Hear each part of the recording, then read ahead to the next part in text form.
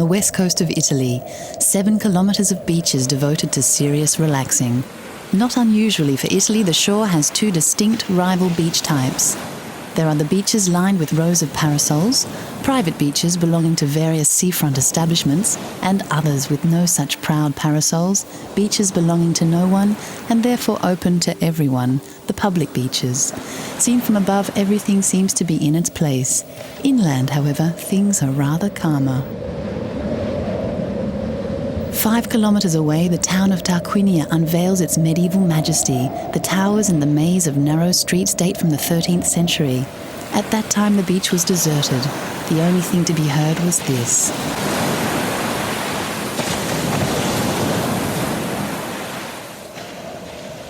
At best, one could catch malaria. At worst, one might encounter an invading Saracen army armed to the teeth. These are Tarquinia's most ancient remains, 200 tombs, 2,600 years old, and defined as a World Heritage Site. They were built before the Golden Age of Rome by the Etruscans. This great people did not frequent the beach, although they became rich from maritime trading. The Etruscans loved the arts, sex, and life. Angelo may have traded his ancestors' chariot for this miniature limousine, but he likes to think he is a true descendant of the Etruscans. Ciao! He knows every inch of Tarquinia like the back of his hand. First of all, he claims, because he is Etruscan. Secondly, because for 40 years he was the town surveyor. Angelo's greatest pleasure comes from revealing the beach's secrets and rituals to the visitors who flock here. The guided tour has its imperatives and sacred moments. At 10 in the evening or 8 in the morning. What are you doing? Do you want to come with me? Let's go and get a pizza. Do you want a cup of coffee? Cappuccino? How about an orange juice? Angelo will happily lead you to one of the numerous seafront establishments. Here, pizza is on the menu round the clock, and the beach is private. But to get to the sea, you have to pay the bill. This is the San Marco. To go to the beach, you have to go into the restaurant. It costs you 15 euros a day. You have to pay because of the facilities you get.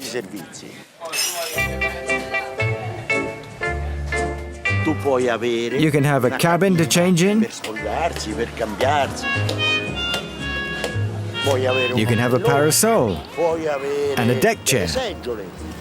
And the lifeguards will watch over your children for you. If you're hesitating about paying the 15 euro admission charge, why not ask the sunbathers lying on the beach? The Italians will tell you they think it's a great idea.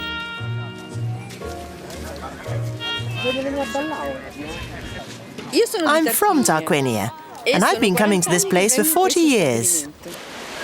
It's a private business that you have to pay for, but it still has the undeniable charm of Italian organization. At the moment, it's the sound system that's not working. They haven't turned the current on. I'll have to go up there to see.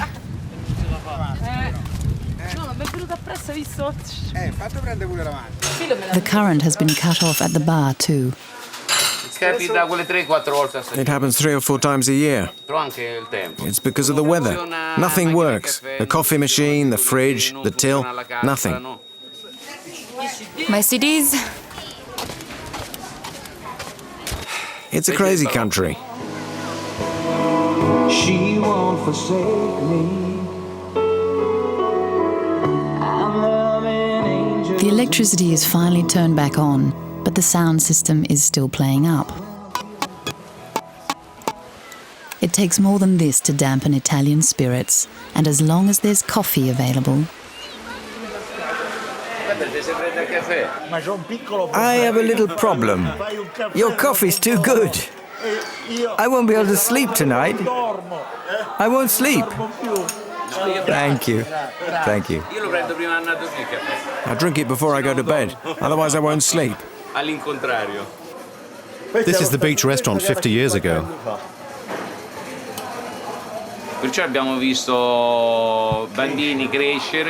So we've seen kids being born and growing up, then coming back here with their own wives, children and family. It's repeated from one generation to the next. We have the pizza and a smile, an ever-present smile. The pizza maker watches over her dough like a mother with a sick child. And if Grazia puts her heart into her work, it's no doubt because in Italy, behind every small business lies a love story. Grazia is in love with the fun-loving character behind the bar, Marco. Marco is my husband. He's my husband. We're one big family. Daniela is Marco's sister. Alceste is his brother. And Roberto, at the bar, is Daniela's son. But who's the boss here? We all are. All of you? Me, my wife, my brother, everyone. The life of all the businesses here is centred on the pizza oven. At the Marinai next door, it's time to get serious. The red pizza is ready. The white pizza is ready. They claim here that the pizza tastes even better after a good swim. The red pizza is ready. The white pizza is ready. C'est un ritual.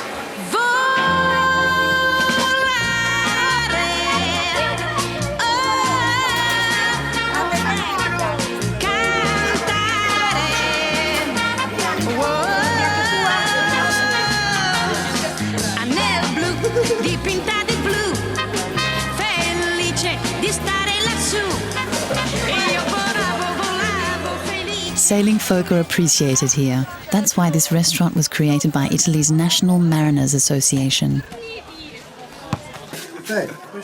We have everything here. Yeah, move your glasses so we can see. As it's written on the man's t-shirt, only people from Tarquinia can be admitted. The cabins are spacious, and at lunchtime, between the watermelon and the mozzarella, Angelo's pals, all Etruscans like him, teach some rather unusual fishing techniques. This is for mullet fishing. Out there at sea, we bang them together. The noise attracts the fish.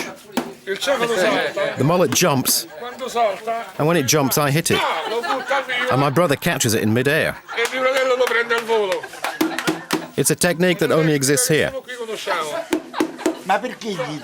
Why do Italians still go to the Balearics or the Seychelles? It's beyond me.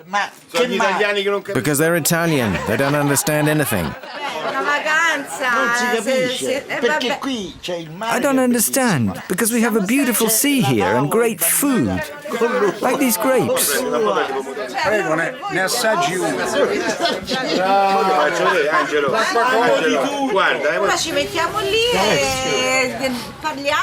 We come here and we talk and we sleep until the evening, until dinner time, and then we all go home with the children. Or we talk on the phone. Do you remember when we came here for the girls? When we came to the beach to pick up girls?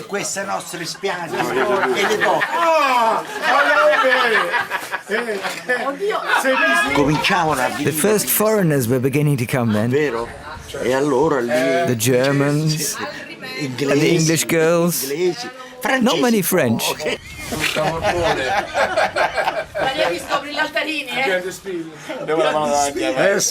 Oh yes, we used to hit on the women. The myth of the foreign women.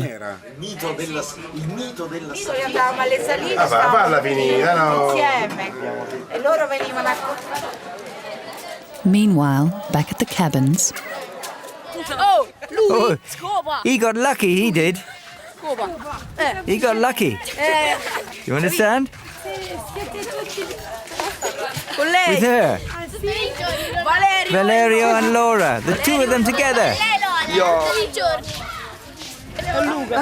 And he never stops eating. The younger members of the Italian fishing families are particularly lively at the beach. They can play a continual game of hide and seek here as their parents try to relax a little.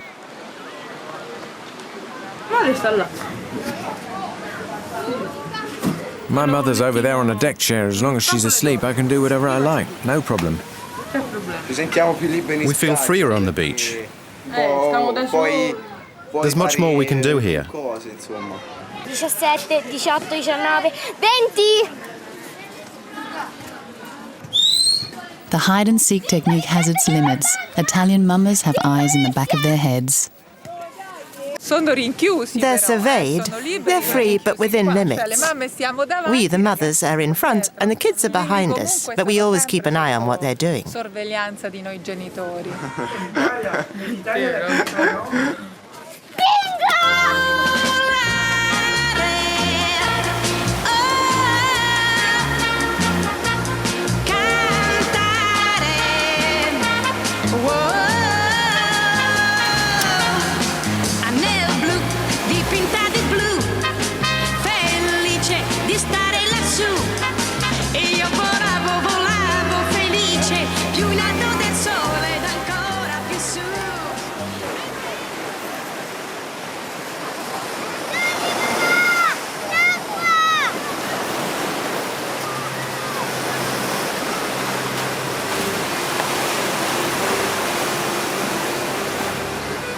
Back when Angelo was the same age as this boy, the seabed was still scattered with a host of wonderful relics left by the Etruscans.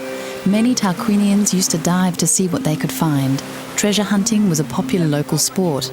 The most gifted diver of them all was Marco.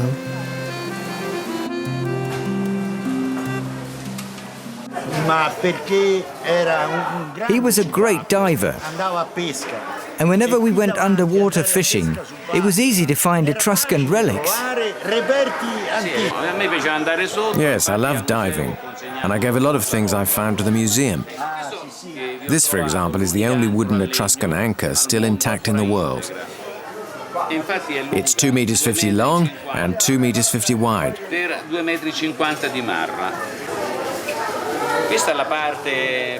Here we have the back of the vase, and then there's this.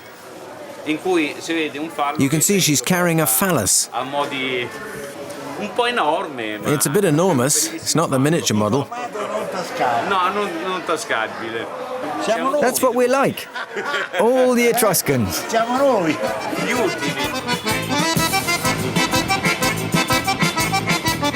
Such amphora with erotic illustrations, much appreciated by the Etruscans and their descendants, can no longer be found in the sea. You'll have to visit the Tarquinia Museum.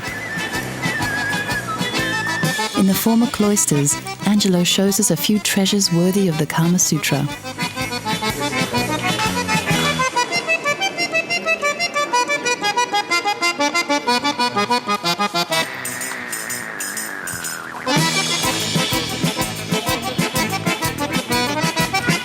Angelo then takes us to meet Fabio, the optician, and a local historian. It's a good job we're not in a hurry. You can meet a lot of people in 200 meters. Did you go fishing yesterday? What did you catch? A sea bass, 2 kilos. Nice catch. Nice catch. Bye. If we're going to get there at all, we'll have to abandon Angelo. Fabio, the optician, has for years been collecting every photo of the beach he can find in the area. The oldest date back to 1905 and show horsemen herding cattle along the shore. This photo dates from 1919, and we can see that despite the fact it wasn't done at the time, the men and women are together. In 1925, the colonization of the beach began. They built little reed huts there, so they could come down to the sea more often during the week. And they would eat and take shelter from the sun and have a good sleep on the beach.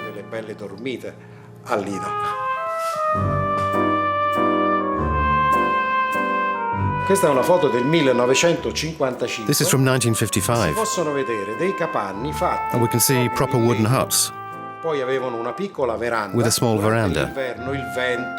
During the winter, the wind and the tides might destroy them. So what did they do? They made them easy to take down and to store. And then they reassembled them the year after. Sometimes they would stay there for weeks at a time. Some of the Tarquinians undertook to open up small businesses. L'intraprendenza di costruire degli stabilimenti come lavoro. And that was the beginning of the businesses here today.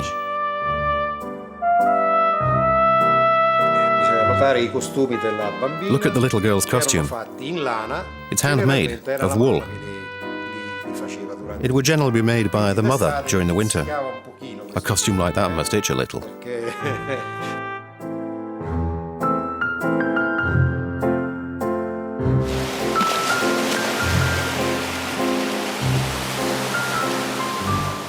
At dawn, as the private beaches are disturbed only by the waves, further along, the public beaches already have some mysterious visitors. Descendants, perhaps, of the cowboys from the beginning of the century, captured in this time-worn photo.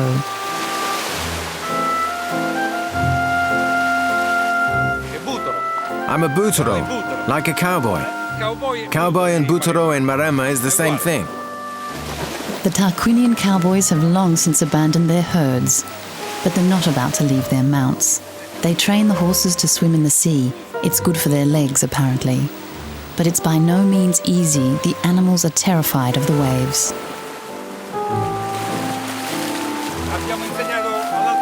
We had to teach the other horse to go into the sea, because he'd never done it before. It's the first time for this one. We just need the other two to go in, and he'll follow them. Let's go, Fabio. Not far away, the stores are beginning to open. Our friend Angelo has met an old acquaintance. I've mummified myself to live eternally.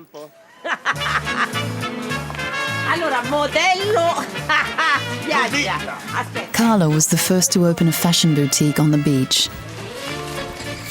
She's fabulous, isn't she? A little dress baby. A little skirt in the 30s style. All right. A little dress. Cool. Trinkets, souvenirs and postcards, all guaranteed made in Tarquinia, or almost. I come from Tarquinia, but I'm Cornetana, not Tarquinian, because Tarquinia was once called Corneto. For our ancestors, the name of Corneto came from the same word as horn. But that didn't go down very well. They changed the name to Tarquinia because for a man who said I am from Corneto, it was like saying I'm a cuckold. Significa cornuto. Certo. Angelo is on the move again, incognito with his hat pulled down over his ears to avoid being recognized every 2 minutes by an old friend. At the end of a winding sandy track is the public beach and car park. It's free, but the facilities are minimal. Any extra comforts are up to the visitors themselves. To each his own. A tight-fisted husband might find it perfect, but his wife dreams of a luxurious, immaculate seashore, like on the private beaches. You feel more at home here rather than in the private establishments where you always see the same people. Don't make me laugh. On the free beaches, it's easier to meet new people, and of course we're saving money. That's by no means negligible. Well, yes, but they're not well maintained. We'd be better off on a commercial beach. Oh, but this is adequate. As everyone does their best to set up camp, at the other end of the beach, Angelo's pals have come to try their luck.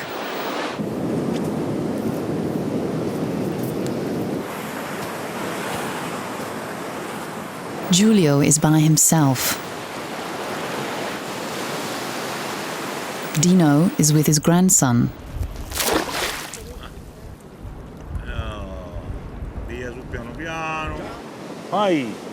That's it. Good. Easy does it. You don't know your own strength. The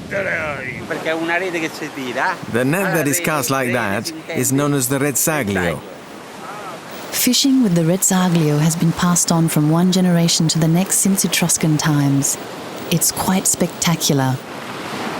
Until you discover the catch.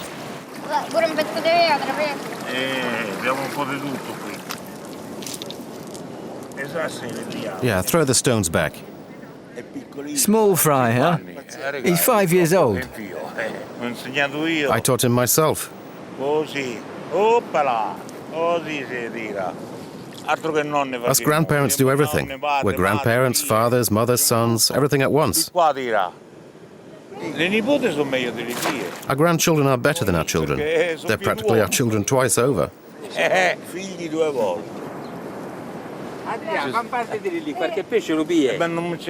Adria, go and look over there. We'd be better at sea today, no? But there are fish here. In winter, when I dive in a suit, I catch fish like this. And he has the photos to prove it. This one's 5.4 kilos. Here's one of 4 kilos and one of 3 kilos.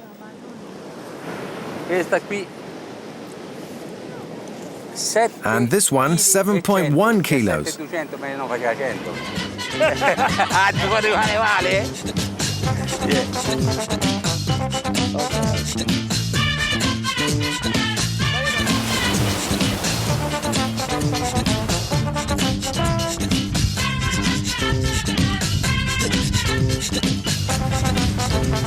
The muscle flexing and the sandcastle competitions will keep you busy until dinner time. And we can accompany Angelo to one of his favorite haunts. This restaurant has been run by the same lady for 60 years. I've thrown out plenty of men with a kick in the butt. Look. Look at this beauty. She can make you the most delicious seafood pasta, but at a price. Witness the conversation at the bar. The cost of going out to sea has gone up. It costs a packet to go out to sea now. Oh, right, nothing but bills. They increased the gas, the telephone, the water, the taxes. Everything's gone up. A mezzanotte sai che io ti penserò. Ovunque tu sarai. If you do have a few euros left, you might be tempted to shimmy a few dance steps. But then again, you might not. There's no discotheque in Tarquinia. No, there's only the places along the seafront. For the older Tarquinians, the most established ritual is the legendary passeggiata, the nightly walk after dinner. And there's one inevitable halt at the gelateria, the ice cream store. There are 40 different flavours. Even the most hardened ice cream connoisseur has a moment of hesitation before ordering, and yet the locals are initiated before they can walk. At 10 months old, you start off with a cone and a small scoop of ice cream. I've come all the way from Milan just to taste this ice cream. We have diet-based ice cream and ice cream for older people, ice cream with no fat and no sugar for diabetics, and low cholesterol. I don't like the slimline ice creams. I like the nice big ones with lots of calories.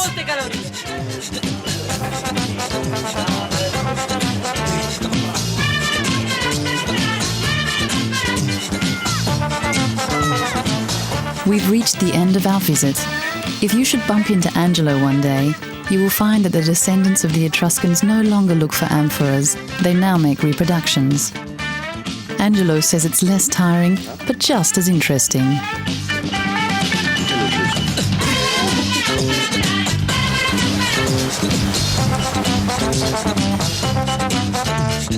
And even if the sound system is not what it might be at the San Marco, there's still a good chance of a surprise party invitation.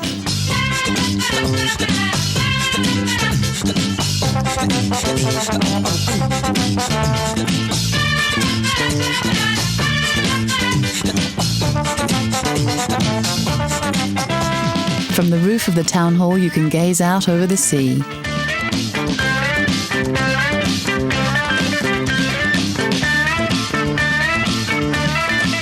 And if a smile appears on your face, the spirit of the Etruscans is definitely taking effect.